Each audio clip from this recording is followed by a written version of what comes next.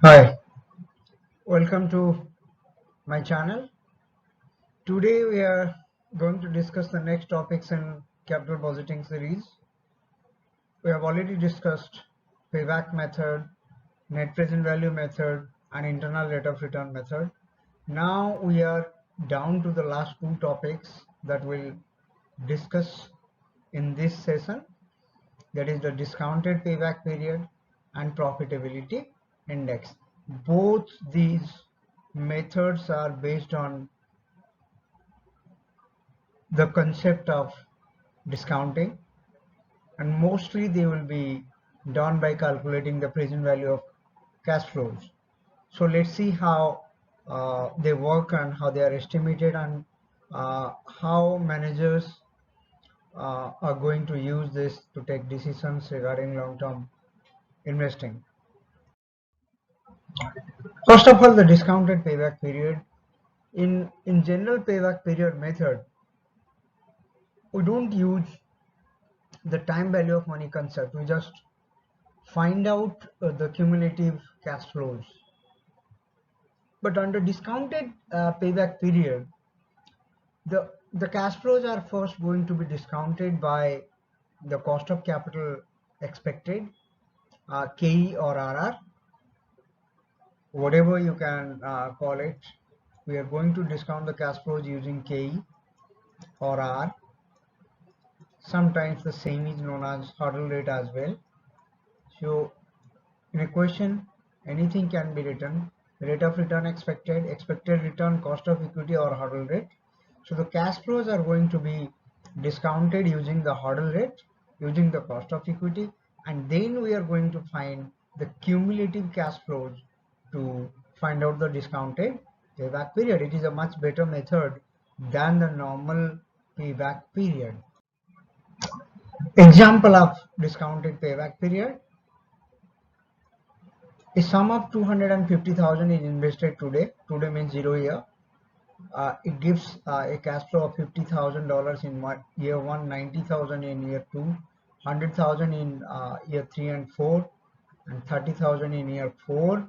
We are using the same interest rate of 8% per annum, that is the cost of capital. And it also says that the management prefers a payback period of less than 4 years using BP, discounted payback period. So let's see how the calculations pan out. The cash inflows are 50,000 in year 1, 90,000 in year 2, 100,000 in year 3 and 4, 30,000 in year 5.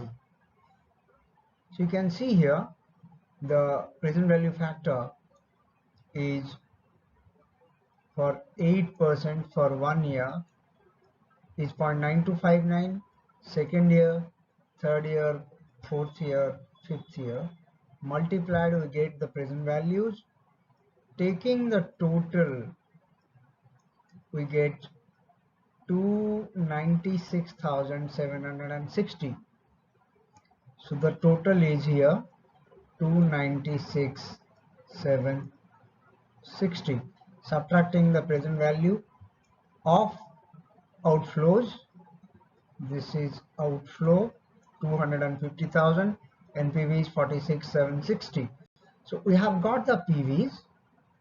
Now we need to find out the discount payback period. You can see the cumulative CF using the same value as in the last slide. The cumulative cash flow for first year is 46,926, 72 160. So add this, you get this, add this, you get this, add this to get this, add this to get this. So cumulative CF is 296,759. So by taking, if you are taking the points, it would be 296,760. That is exactly equal to the present value of inflows. Now, how should you get the payback period? Outflow is 2,50,000. You can see here, outflow is 250,000. Outflow at the end of third year is this. So funds needed to recover 250. This is inflow, not outflow. This is inflow. So we need 47,000 additional funds in fourth year to get exactly equal to 250,000 in fourth year. But in fourth year, the total amount of cash inflow is, present value of cash inflow is 73,503.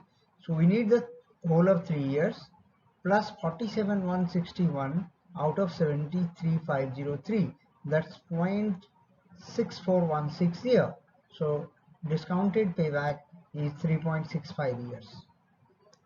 So this means if you are considering the time value of money, that's 8% per annum, you are able to get back the total amount of investment, that's $250,000 in 3.65 years. As the management has stipulated that they're going to accept projects which has a discounted payback period of less than 4 years, the project shall be accepted because it is less than 4 years. So this project, after taking into account the cost of equity and using time value of money, makes real sense. While the project is of 5 years, the amount is being recovered after discounting in 3.65 years. So the project should be accepted.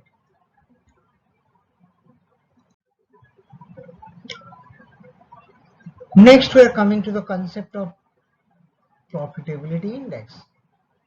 Profitability index can be calculated as present value of inflows by present value of outflows divided by, if the amount of PI is greater than 1, accept the project. If it is less than 1, reject. If it is equal to 1, then you are indifferent, you can undertake the project even if you want. If you don't want, then you don't. So this means this method is almost identical to PI, and the results will be identical to net present value method. That means if net present value is positive, PI would be greater than 1. If it is negative, it would be less than 1.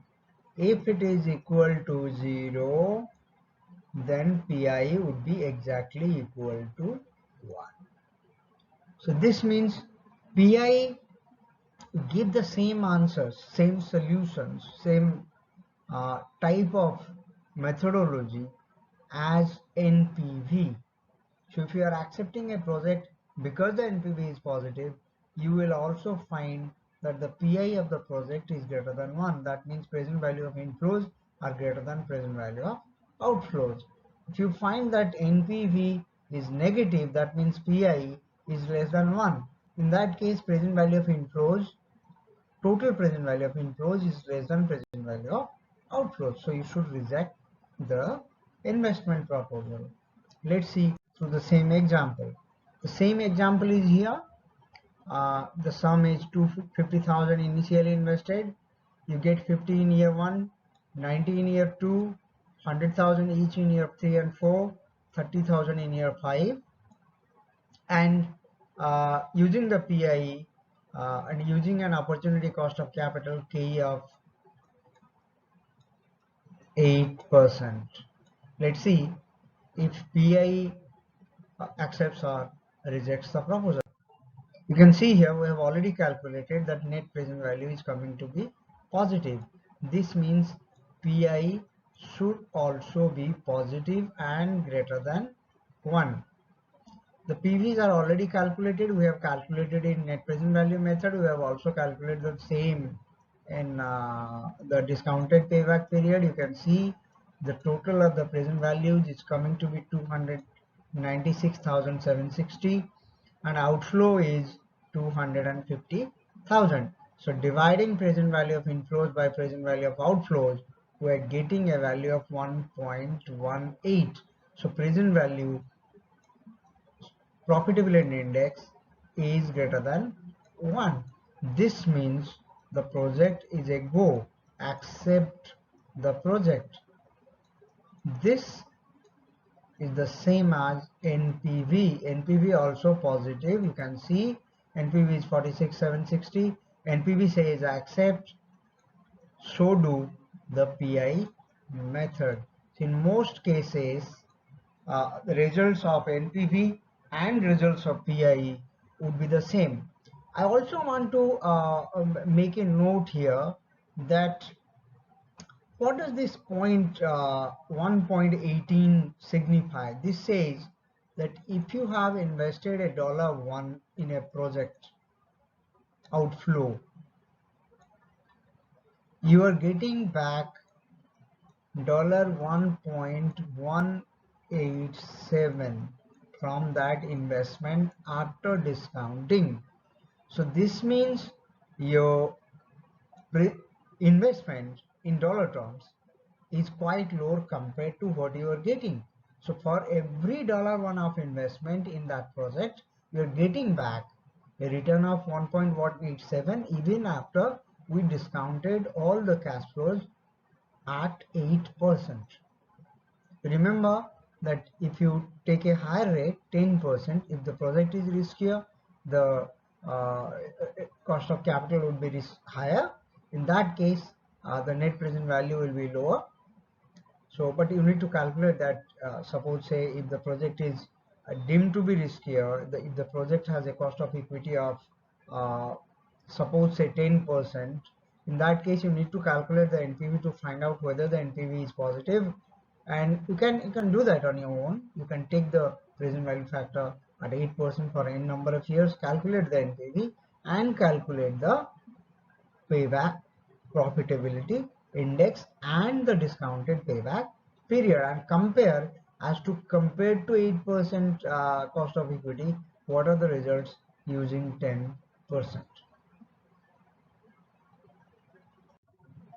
Decision: if PI is greater than 1, project is accepted. Here the present PI is 1.187, that's greater than 1, project shall be accepted. Like I said, this means for every dollar investment, $1 of investment in the project, the management is able to recover 1.187 after discounting at the appropriate rate of return or cost of equity.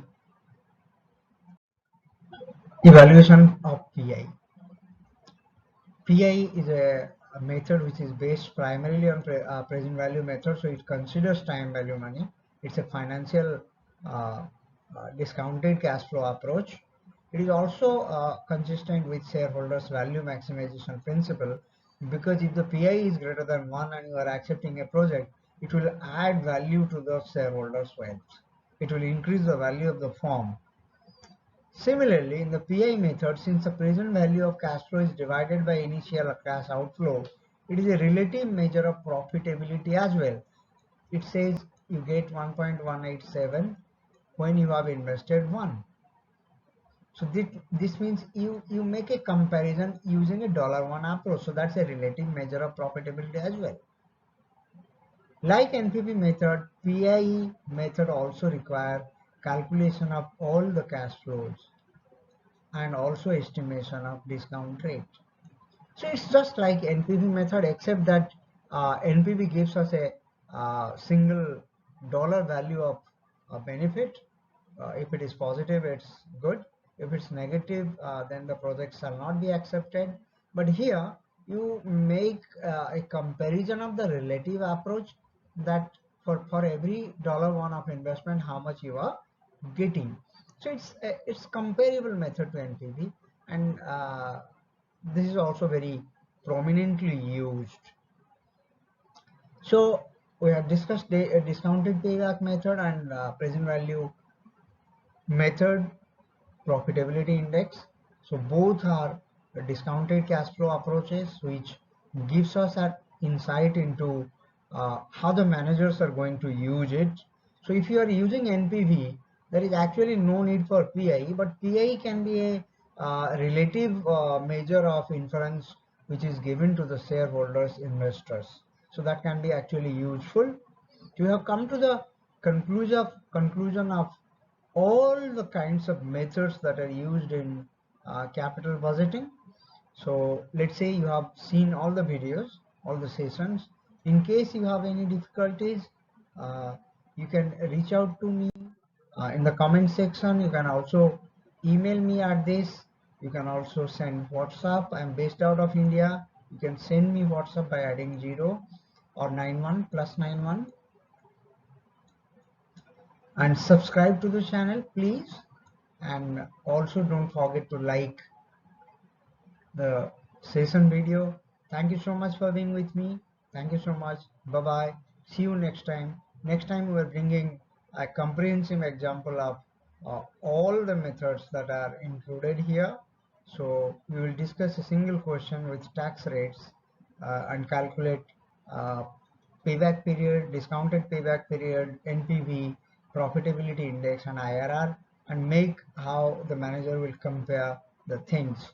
Thank you so much. Thank you so much for being with me in this session. See you next time. Bye bye.